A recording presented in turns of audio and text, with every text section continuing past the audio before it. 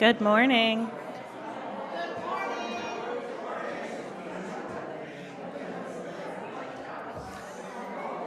If you can hear me, clap once. If you can hear me, clap twice. Yes, bringing out my student affairs time. Good morning. Welcome to the Unitarian Universalist Community Church. We are a welcoming congregation where we strive to transform ourselves and the world through love, wonder, and connection. My name is Elena Brooks Perkins. I use she, her pronouns, and I serve on the worship committee. I sing in the choir. I'm the chair of the nominating committee, I guess, now that it's after July 1st. And I also bake for their bake sale, which I believe is next weekend. Just a few reminders. We will have our annual barbecue in a few weeks, so be on the lookout for a way to sign up for that, either through our e-news or Facebook. And today we're talking about small delights. So I wore my favorite dress, my strawberries with my strawberry earrings, because I often wear this on days that I think will be rough in the office to bring me a little bit of joy. Whether you're here for the first time or the 1,000th time, welcome. Whatever you are facing in your life, welcome.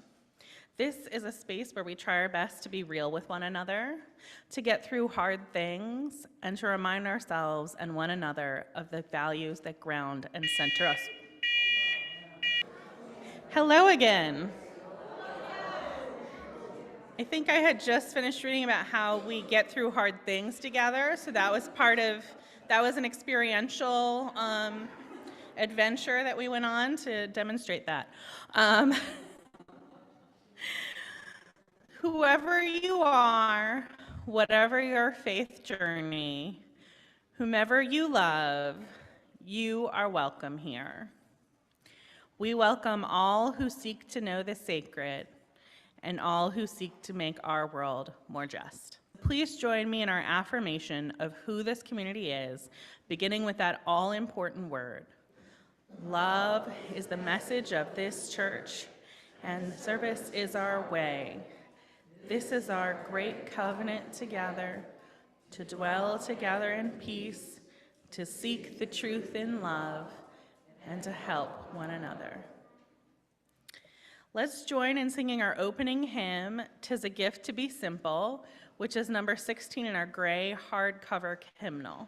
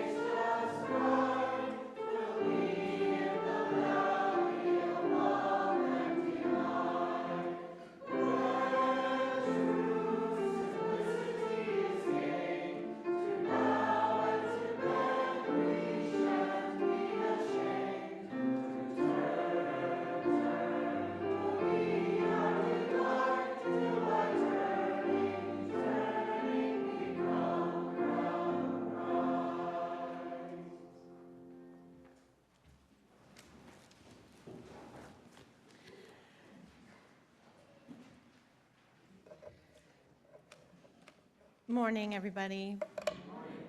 I'm Reverend Sarah. I use she, her pronouns. Thank you all for taking a little walk with us. Unplanned journey. Well, glad to know that the building is secure and you all are still with us, so thank you. So our chalice lighting this morning, we're going to have Emily, you want to help light the chalice? Okay, great. And Elena will help you. Oh, sorry, we put the candle out when we left the building, which is smart. So now I have to light it again. Yep.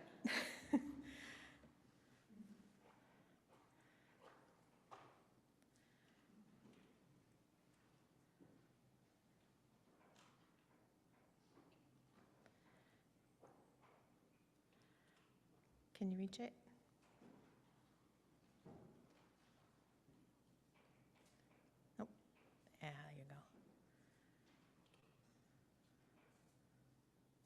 We light this chalice for the delights that keep us going in these hard times. Join me now for a time of prayer or meditation. Find a comfortable place for your body, whatever that means for you. Truly, whatever that means for you. If you want to lay on the floor, you are welcome. Notice your breathing. Find your center. Take a moment to just be.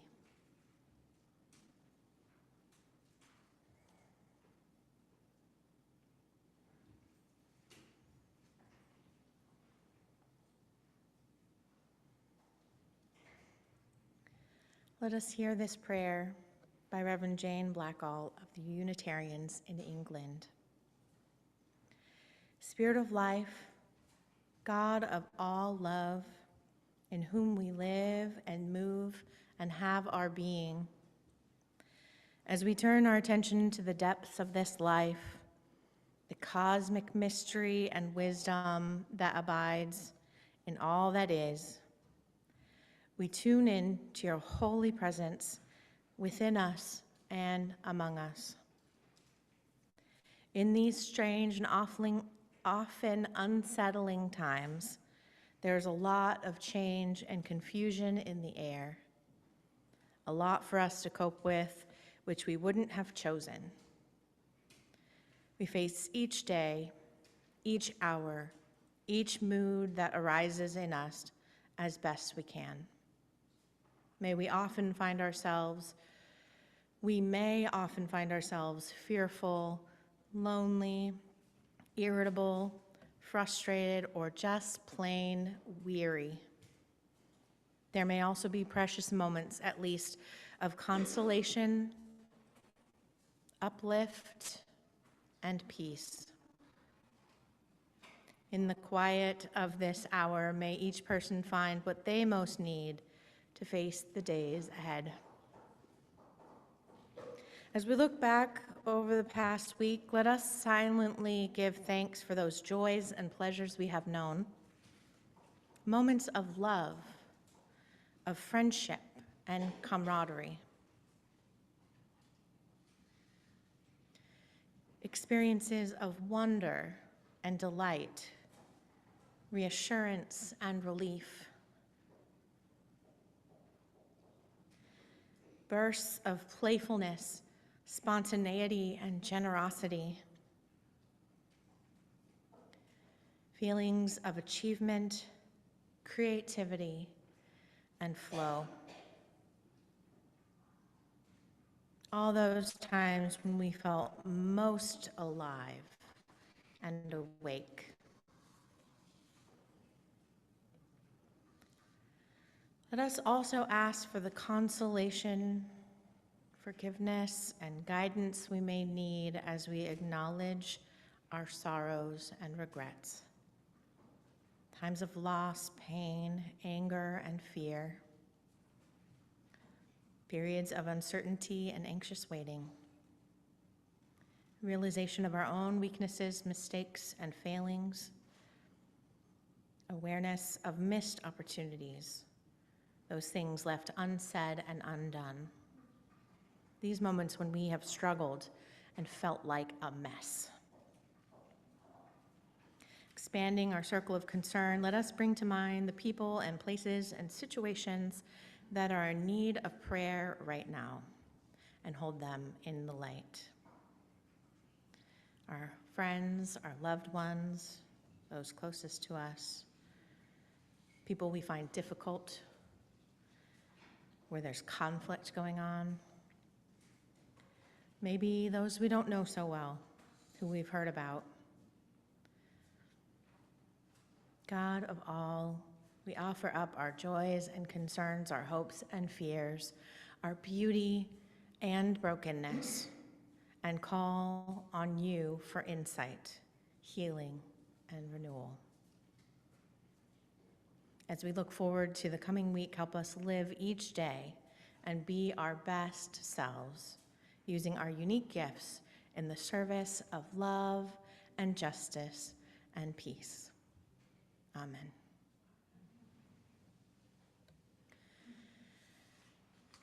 We return to our centers of connection every week because we know that rituals are what help us come together, allow us to share our joys and our sorrows that we've just considered, and the fears and hopes that shape our lives. In the next few minutes of contemplative time, we will be sharing together the experience of sharing and witnessing our joys, our hopes, by lighting a candle, and expressing our inner experience of sorrows and fears by placing a stone. In a moment, I'll invite y'all to come forward and do this ritual, but first, if you're online, please put your name and stone or candle next to it so we can include you in our ritual. Also invite anyone in the room who would need or like assistance. Elena will light a candle for you, so please raise your hand. Peter.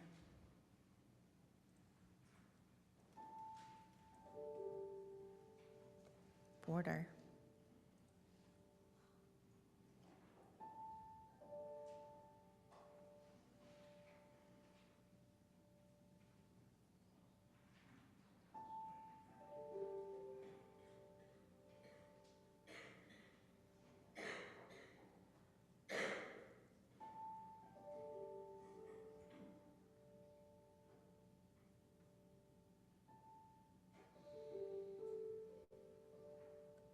Carolyn.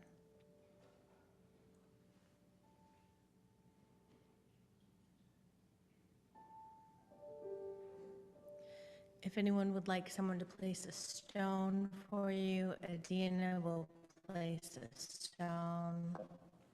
Have Gail and Diane and Marilyn and Porter.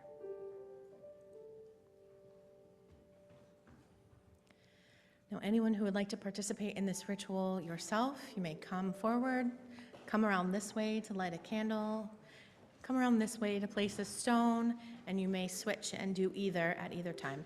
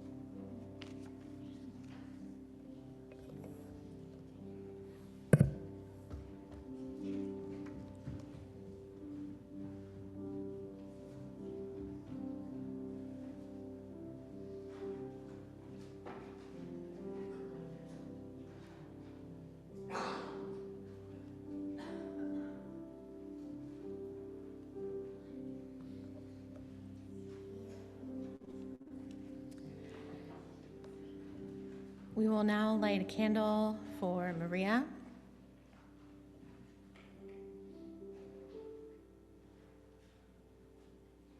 A candle for Nikki.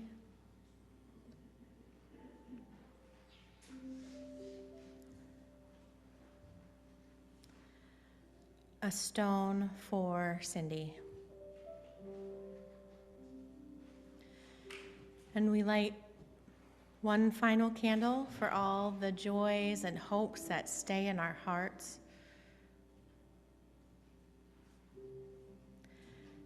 For all of us. And one final stone, our big stone that holds all our fears and sorrows that remain unshared. So please join in our sung prayer response, "There is a love." The lyrics will be right here. There is a love holding me. There is a love holding all that I love. There is a love holding all. I rest in this love. There is a love holding me, yes. There is a love holding all that we love. There is a love holding all. We rest in this love. Amen. And hi there. My name is Adina Danuf. I use she or they pronouns, and I'm your Director of Lifespan Religious Exploration. And today we are talking a bit about delight, or things that give us joy. And I think if you may be unhappy in the dark, maybe you just need to turn the light on. So as you can see, much to my partner's dismay, and obviously some of you here today, I find delight in jokes, especially corny and punny ones. Another way that I find delight is by sharing a message with you all each week and telling stories and having fun. So I thought I would do that today with a version of a Middle Eastern folk tale that has been told by many people in many ways over many times. If you heard it, I hope you will protect delight by not messing up the ending before we get to it, okay? So I hope you'll find delight with me. It begins by saying, at the border crossing in a country far away from here, and many years ago, a guard noticed a traveler approach. Now she was leading a donkey whose back was stacked with heavy bales of straw. Now, the guard's job, among other things, charged him with making sure that travelers didn't smuggle goods into his country. In other words, bringing things they weren't supposed to. And watching the woman approach, the guard's intuition told him to be suspicious of her. Sometimes we call this a gut feeling, right? And he stopped the woman and asking to look inside of the straw bales on the donkey's back. But he couldn't find anything valuable or anything that wasn't supposed to be there in the straw. "But I'm certain you're smuggling something," the official said, as the woman crossed the border, and she merely smiled. Now, each week for years, the woman came to the border with her donkey bearing bales of straw, and although the guard searched and searched the straw bundles on the donkey's back, and he searched the hem of her robes and her pockets, and she had pockets? And then inside of her food and water bundles, he could never find anything valuable or that wasn't supposed to be there. Now, at this point in the story, we pause because there are many ways that the wisdom could be dispensed. We could talk about power and the care that we take when we think something's wrong. We could talk about seeing things with new lenses, much in the way that anti-oppression work asks us to recognize our own privilege. But we're talking about delight today. So I would be delighted to see, without thinking too hard, if anyone just has a fun guess as to what the answer might be. What is she bringing? Diamonds. The straw. Babies. Anything else? Jokes. Joy. Okay, are we ready to hear the answer? Yeah. Well, many years later, after the official had retired, he happened to spot the woman in a marketplace and said, "Please tell me, I beg you, tell me what you were smuggling." "Whatever do you mean, sir?" the woman replied. "I am no longer a guard, and even if I could get you in trouble, I'd never do so. But for years, I knew you were smuggling something, and I only want my curiosity satiated so that I can die in peace and not wonder any further." And the woman leaned in. "You're right.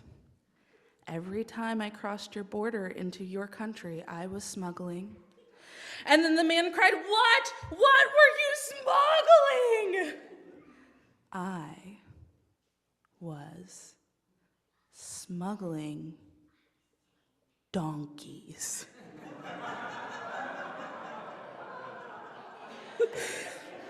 And with that, I hope we remember that sometimes life unfolds in ways that delight and surprise us when we least expect it.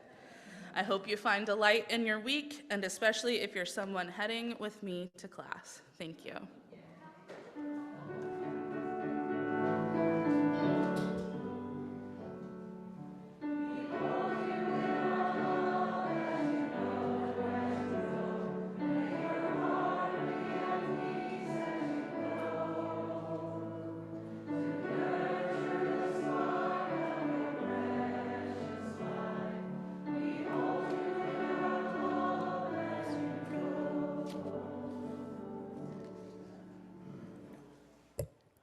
Yes, I am much shorter.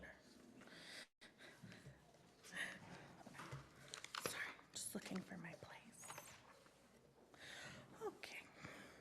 Please join me in our offering and acknowledging all the ways we give to this church and the world. We give because this is our church and we value what it does for us, to us, and through us, to our community and our world. May there be an offering to sustain and grow the life and mission of this church inside and outside of our walls.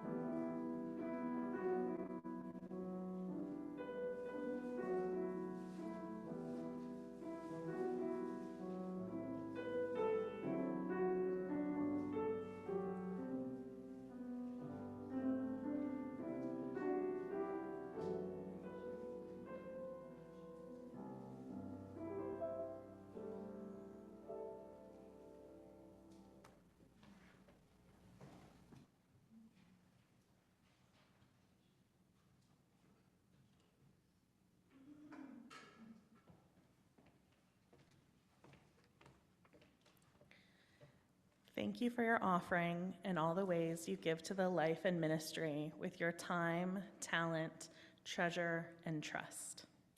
Together, our gifts allow us to expand and strengthen the tapestry of love, wonder, and connection that blesses this church and transforms us and the world.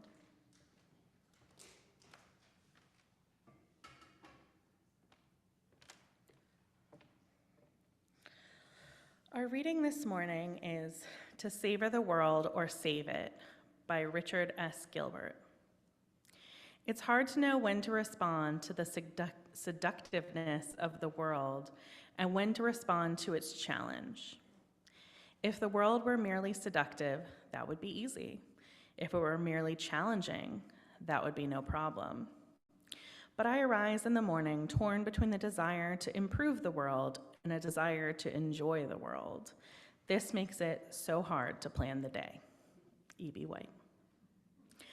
I rise in the morning torn between the desire to save the world or savor it, to serve life or to enjoy it, to savor the sweet taste of my own joy or share the bitter cup of my neighbor, to celebrate our life with exuberant step or to struggle for the life of the heavy laden.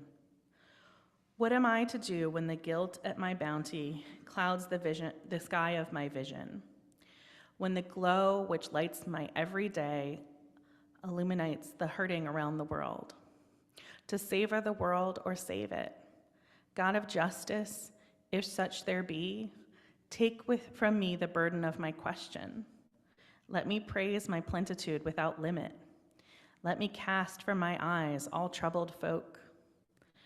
No, you will not let me be. You will not stop my ears to cries of the hurt and the hungry. You will not close my eyes to the sight of the afflicted. What is that you say? To save one must serve, to savor one must save.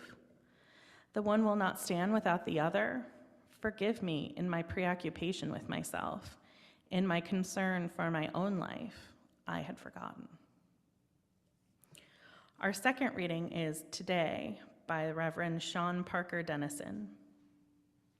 Today has been a day, like all in which I let people down and did not love as fully as I always hope. And today I have been sad because always there are unexpected and unpredictable consequences of what I do and do not know. And yet the taste of this perfectly ripe pear on my tongue reminds me of heaven and of gifts beyond measure, like sweetness and sunset, and again tomorrow.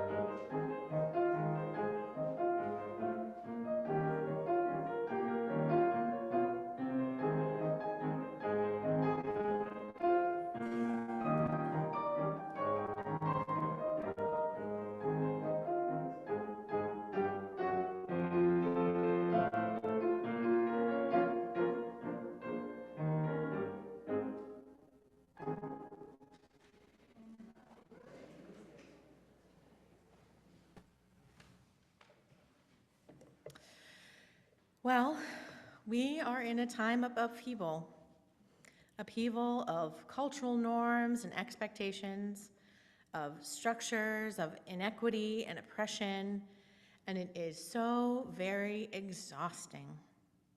This rapid shift has been brewing for years, and the foundations of things that have always been are showing their age and beginning to crumble. As individuals, we found creative ways to cope with this turmoil, and it's easing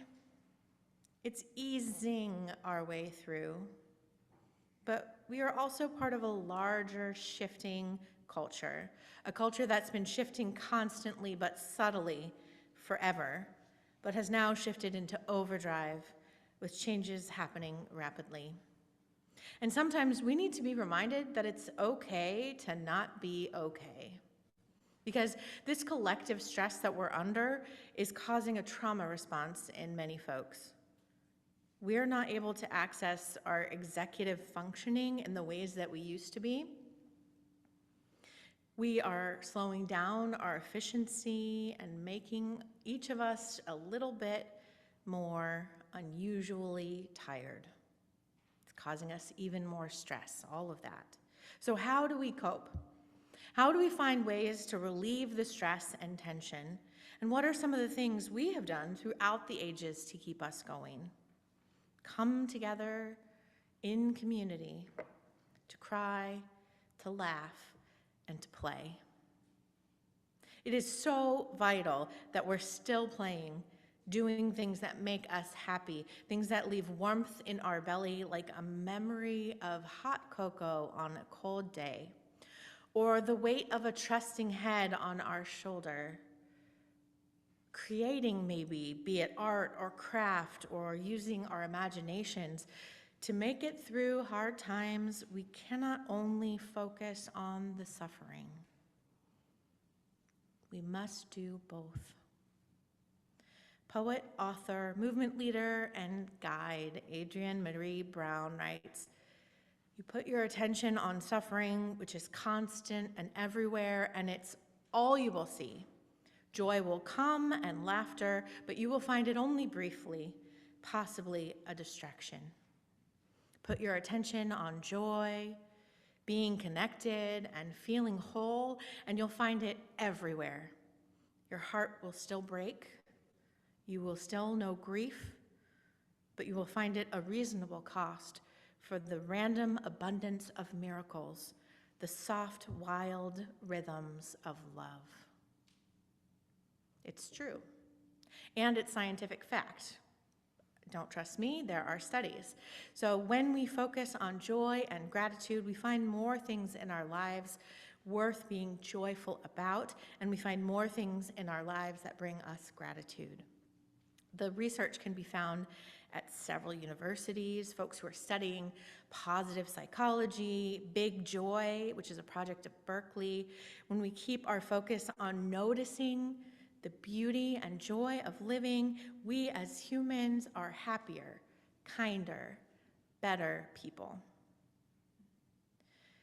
Which reminds me of the Shaker song, Simple Gifts, we just sang earlier, also known in our hymnal as "'Tis a Gift to Be Simple," because our hymnal titles all the hymns by the first line of the hymn. So there's some that's not the right title.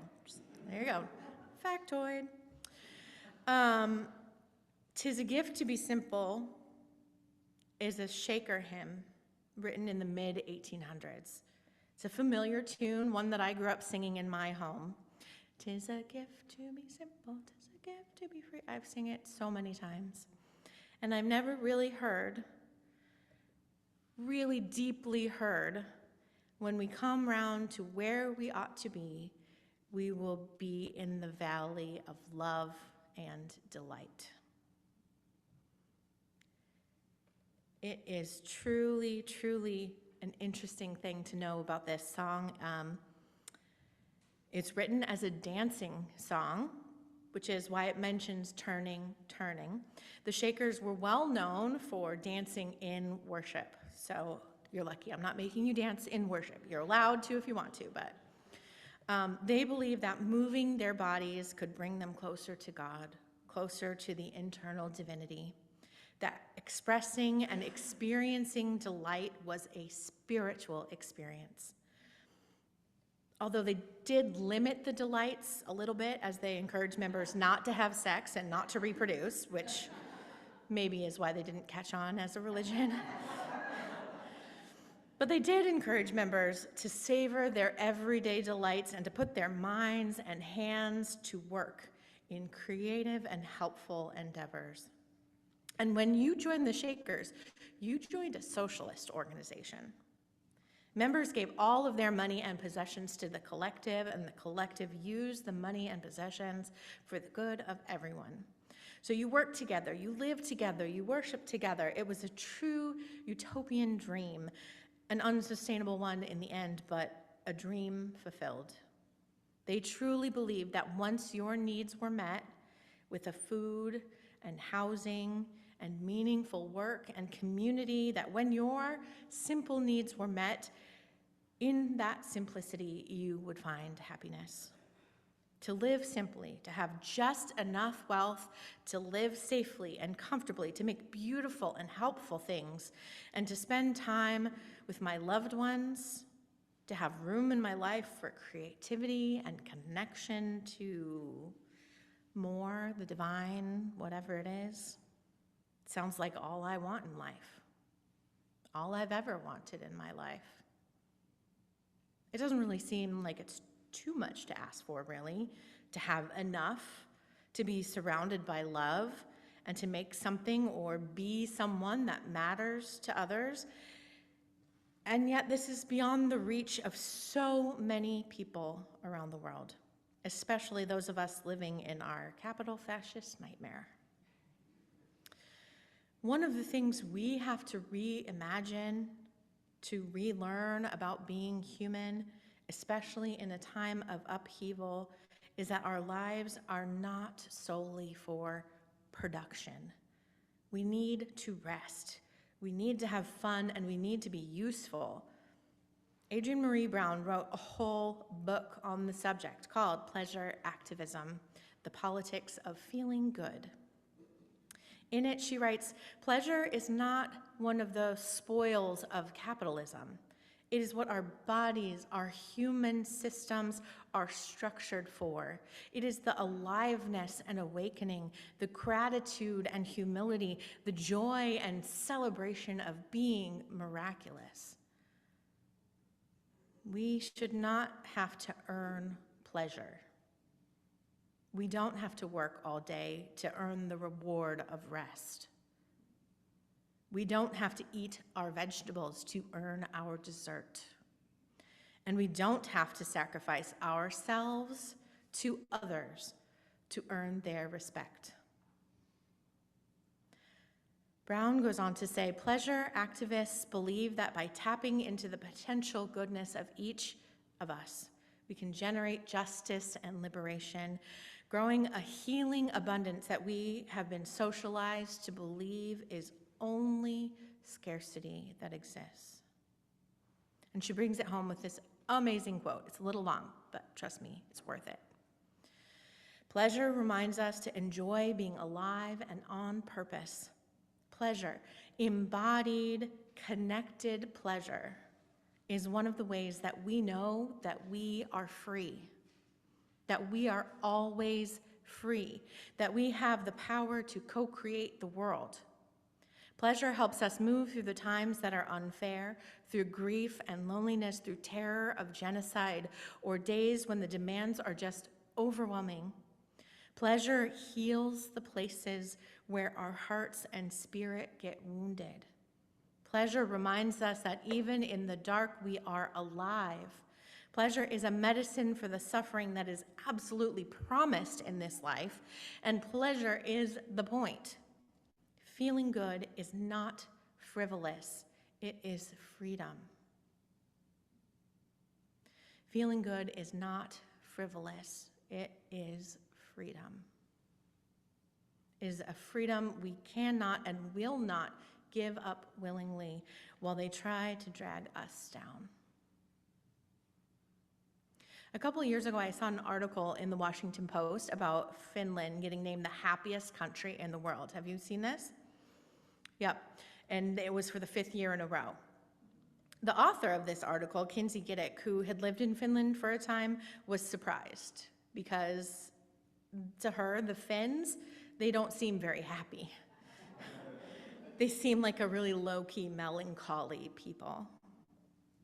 She writes, "The thing about the Finns, in my experience, is that they're the most reserved people on the planet.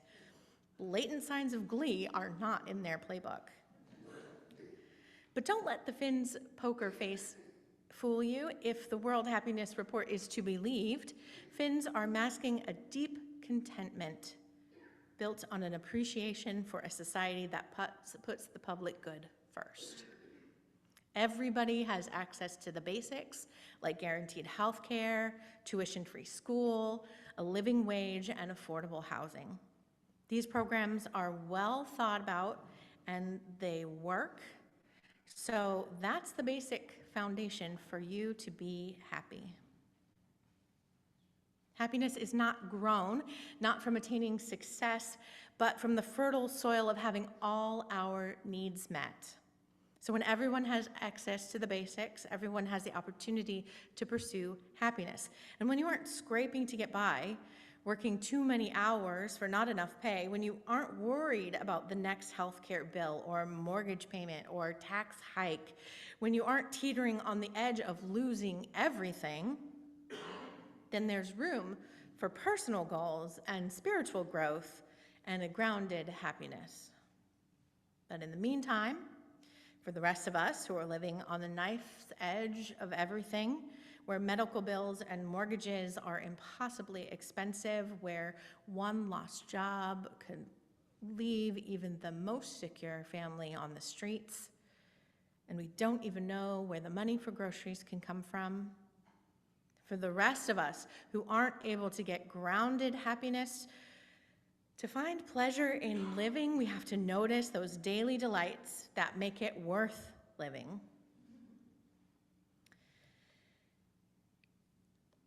So in preparation for the service, I thought about what are the holy joys, the little holy moments that bring my soul alive. So I think the best thing, and that I share with several other people, is getting my news from comedians instead of newscasters.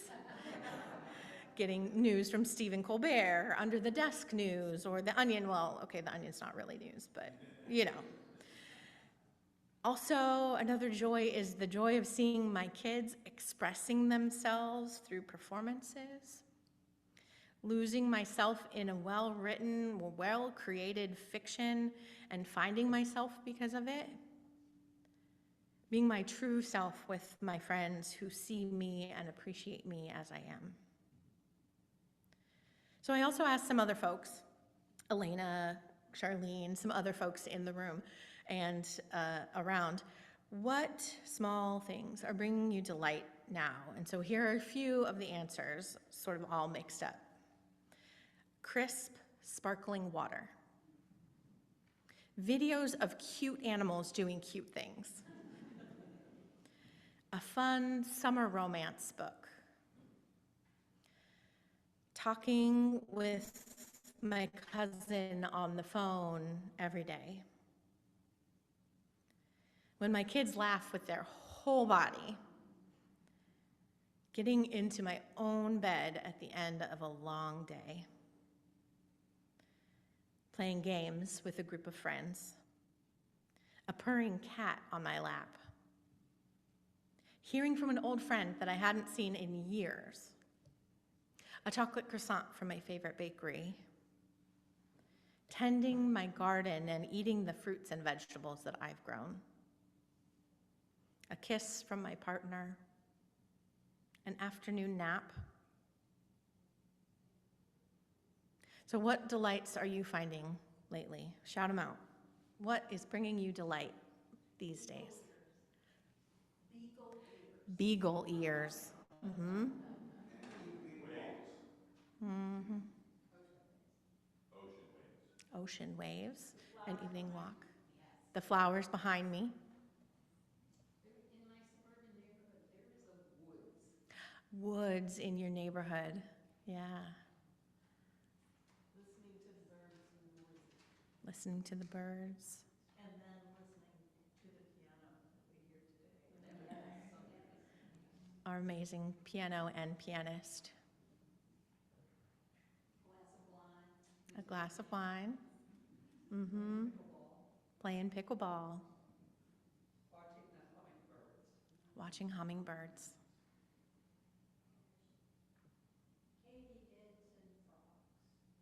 Katydids and frogs.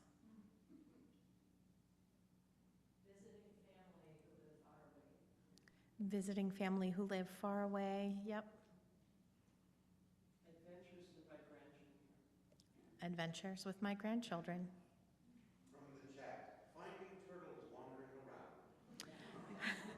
From the chat, finding turtles wandering around. Yes.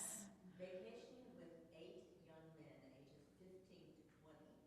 I find really delightful. A delightful vacation with 8 young men, 15 to 20, just being a delightful time. The full moon last night. The full moon last night, yeah. Ice cream, yes. Air without humidity. Air without humidity, yes. We're all waiting for that to be so close. We're getting there. Good stories, yes. Watermelon, yes. Peaches, yes.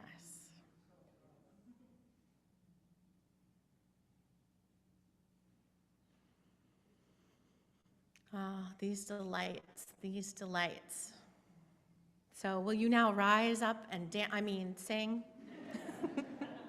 Our closing hymn, Morning Has Come, number 1000 in our softcover teal hymnal.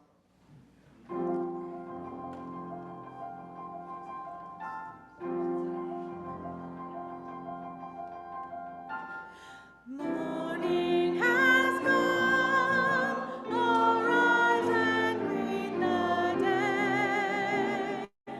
Dance with joy and sing a song of gladness. The light of hope here shines upon each face.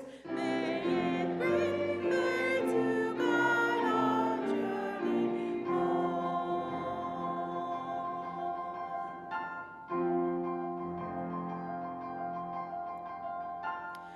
A new day dawns, once more the gift is given. Wonder fills this moment shared together. The light of peace here shines upon each face. May it bring faith to guide our journey home.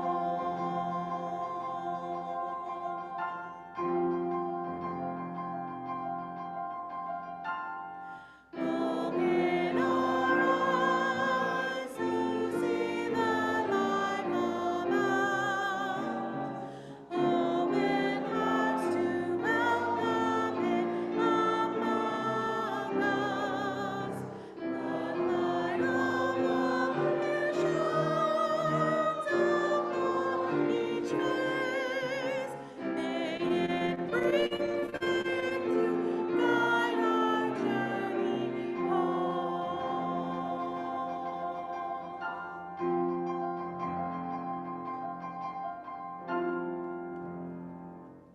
All right, in preparation for closing, reach out and grab hands of those around you.